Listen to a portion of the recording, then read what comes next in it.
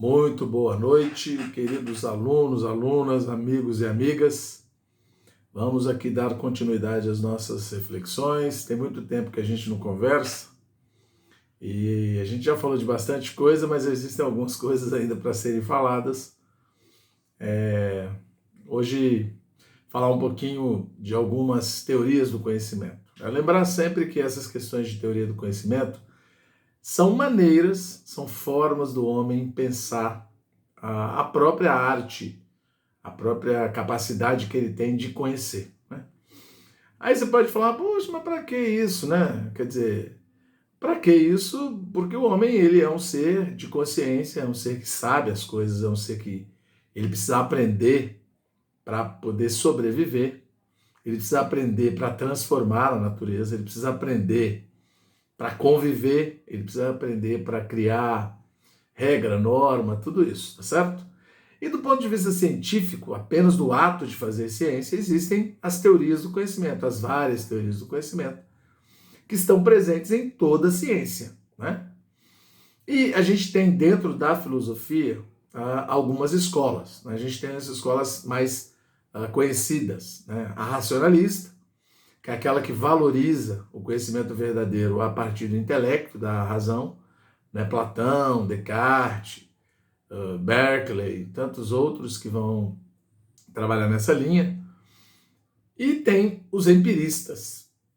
E ainda, além dos empiristas, a gente tem os criticistas, que seriam aqueles que vão dizer que o conhecimento ele está na junção da razão com a sensibilidade. Os empiristas vão dizer que o conhecimento está na experiência sensível, né? E hoje eu vou falar dos empiristas e do criticismo, né? Do criticismo kantiano. Vou falar do empirismo a partir de Locke, que é um dos pais do empirismo clássico, e David Hume, que é um empirista que chega quase... Ele é considerado pelo Kant um cético, assim, né? Então, muito bem.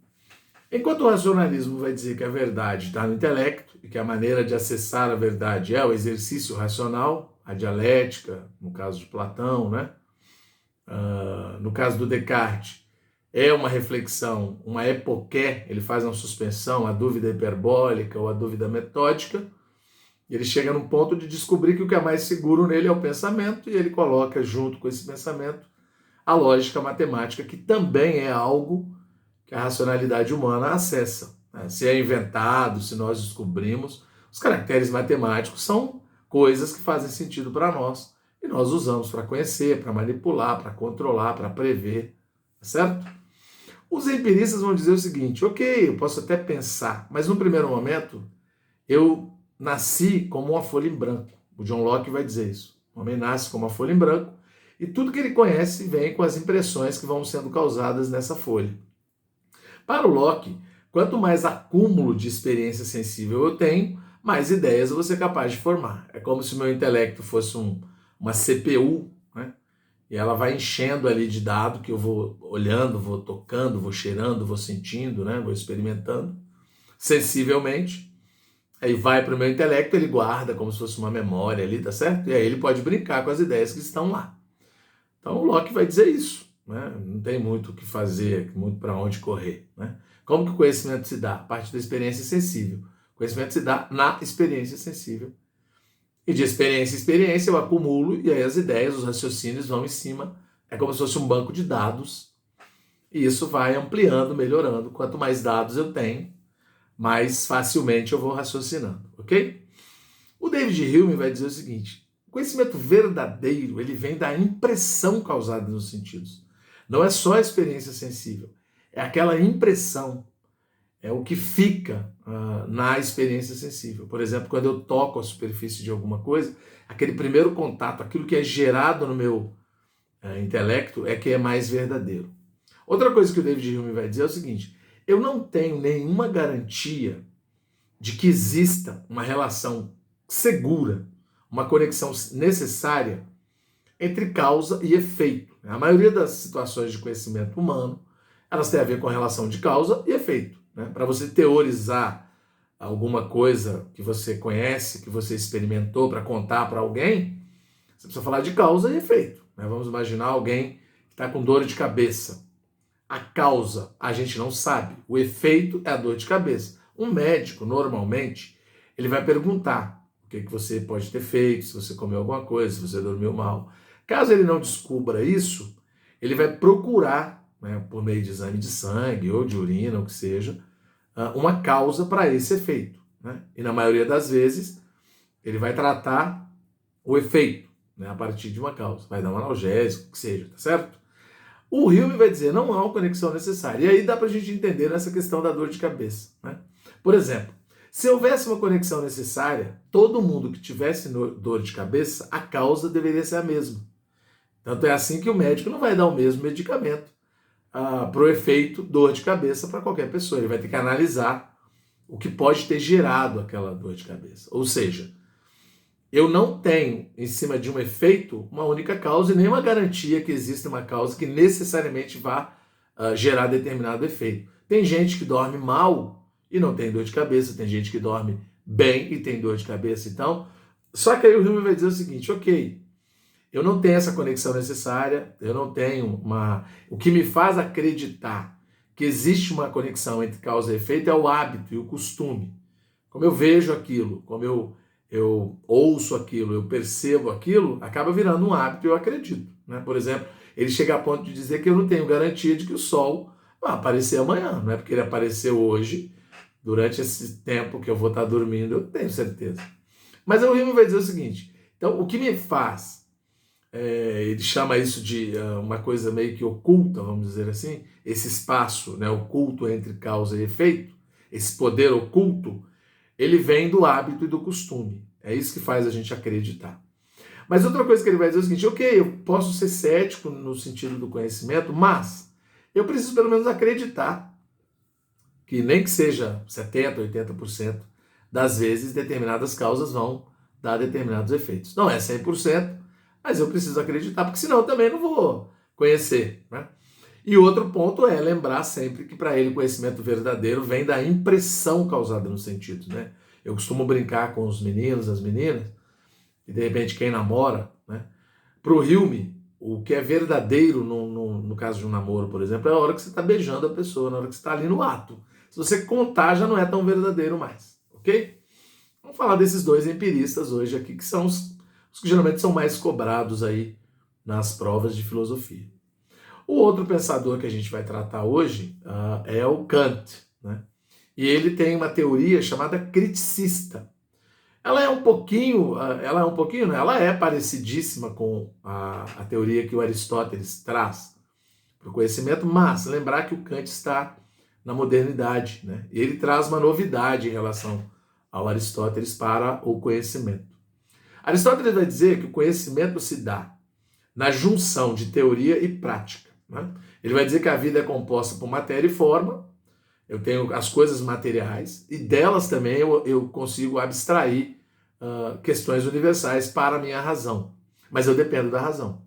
A matéria sozinha, ela não tem organização. O que organiza a matéria é a razão. E para ele, a razão ela é equipada com as categorias aristotélicas. Eu vou citar algumas aqui, tem mais, mas eu vou citar algumas que são as mais comuns. A quantidade, por exemplo, a capacidade de quantificar. A qualidade, a capacidade de qualificar alguma coisa. A relação, né, relacionar as coisas. A ação, a capacidade de atuar. E a paixão, a capacidade de ser afetado por aquilo. Né? Isso está dentro da teoria do conhecimento. Mas a teoria aristotélica e platônica, ela tem muita relação do objeto para o sujeito. O Kant, no criticismo kantiano, ele vai trazer uma novidade para essa questão do conhecimento, que é o sujeito transcendental. É a famosa revolução copernicana. Ele vai tirar o conhecimento da coisa, do objeto, para o sujeito. Por quê? O Kant vai dizer o seguinte, o homem não toca nas coisas em si. O que o homem toca é o que ele coloca nas coisas. Isso ele chama de conhecimento fenomênico. Ele vai dizer, o que eu consigo raciocinar sobre é o fenômeno, aquilo que aparece para a minha consciência. Que a minha consciência cria um arcabouço para conhecer, para representar. O número, que seriam as coisas em si, eu não toco. Então eu vou explicar isso de maneira mais tranquila. O que o Kant vai dizer? Ele vai dizer o seguinte, existe uma espécie de conhecimento a priori, antes da experiência. Que é essa capacidade que a minha razão nasce com ela, de categorizar também. Ele vai falar a mesma coisa. De quantificar, de relacionar, de qualificar. Mas, se essa razão não tem nada material para conhecer, que seria o conhecimento a posteriori, ela vai ficar vazia. Por outro lado, a matéria, se ela também existir sozinha, sem a razão, ela também está desinformada.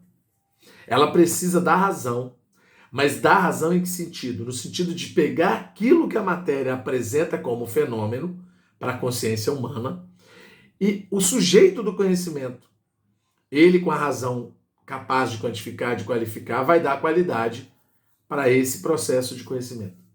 Então, esse conhecimento a priori e o a posteriori, todo ele tem relação com o sujeito transcendental. Então, para o Kant, tem conhecimento antes da experiência, durante a experiência e depois da experiência, o que é gerado. Então, para deixar mais claro para vocês o que seria esse conhecimento fenomênico, é o seguinte: imagina que a realidade é a mesma, suponhamos um indivíduo qualquer. Né? Imagina que eu sou um indivíduo parado em algum lugar e aí chega um médico e ele vai me avaliar. Vamos supor que eu queira fazer um check-up. O médico, quando vai me avaliar, eu sou o mesmo indivíduo. Ele vai me ver do ponto de vista da medicina. De repente ele vai olhar para o meu aspecto, olho, ou às vezes eles costumam bater aqui na área do estômago para ver se tem algum gás, alguma coisa, ou vai fazer um exame em mim. Agora imagina que o engenheiro, o mesmo indivíduo sou eu. De repente eu quero fazer uma casa. E ele vai chegar para mim, ele não vai me tratar como médico, entendeu? E de repente eu quero uma casa com, sei lá, 10 metros de altura, 5 de profundidade, não sei o que, as características. Ele vai olhar para mim como um indivíduo que quer um imóvel e a consciência dele, fenomênica, tem a ver com a engenharia. Ele vai olhar para mim como indivíduo para resolver esse problema da minha casa. E aí, você pode pensar em qualquer outra coisa. Vamos imaginar esse óculos que eu estou usando aqui. Para quem vende o óculos, esse objeto é visto de um jeito. Para quem precisa, como eu, de outro. Para quem fabrica, de outro. Então, cada consciência, cada sujeito do conhecimento, o Kant vai falar que ele tem um óculos, que ele chama de transcendental, que é essa capacidade de representar a realidade material para a consciência do sujeito, para depois ele ir para a realidade como ele a conhece. Né? Para vocês entenderem de maneira mais tranquila, vamos imaginar um computador. Né? Você opera aquele aparelho que é físico. Mas as características que estão ali, a programação, hardware, software, nós é que criamos, não foi? Nós que colocamos lá. Inclusive, quando você está lá olhando, você sabe onde tem os comandos que você tem que tocar. Ou seja, é lógico, aqui é pensando como Kant, o computador em si, ele não existe. Né? O que existe é aquele computador fenomênico, representado por esse sujeito do conhecimento, que é chamado aí, na teoria do conhecimento, de revolução copernicana. O Kant tira o conhecimento do objeto e traz para o sujeito. Assim como Copérnico é autor da teoria heliocêntrica, ele tirou a Terra do centro do universo conhecido e passou para o Sol. Ok? É isso. Espero que ajude vocês a compreender um pouquinho da teoria do conhecimento empirista e criticista. Empirista, Locke e Hume. Criticista, Kant. Uma boa noite, um abraço.